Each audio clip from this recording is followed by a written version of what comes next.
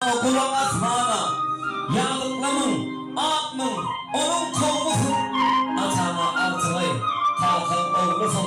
Kalkan her aydan tırı kanun hükümdür. Şağaların şahan, kalkan köpündür ya. O zaman, canlı kendin her mezarda da yâri yâri kalın. Sen toyun üstü, bak koy.